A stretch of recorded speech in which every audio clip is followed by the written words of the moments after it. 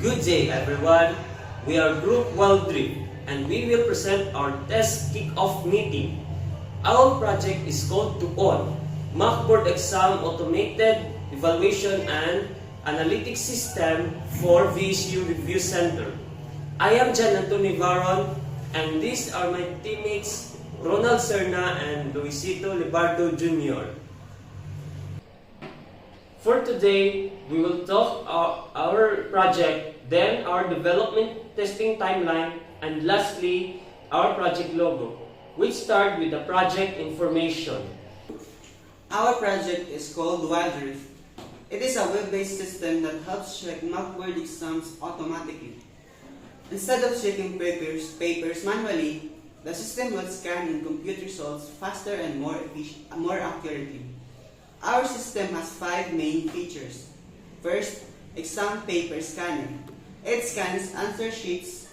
Second, result processing. It checks and computes the score.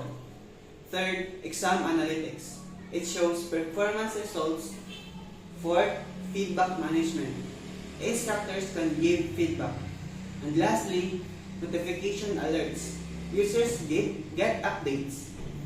We also included links for our design code and testing schedule. Now for our timeline, our project started with planning, then design, and now we're in development phase.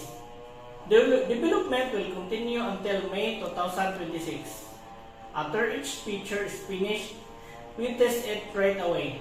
For example, after building the scanner, we test it before moving to the next feature. This helps us find errors early and improve the system step by step. All our testing schedule is shown in this timeline. Our goal is to finish development and testing before the semester ends. That's all for our presentation. Thank you for listening. We hope for your feedback.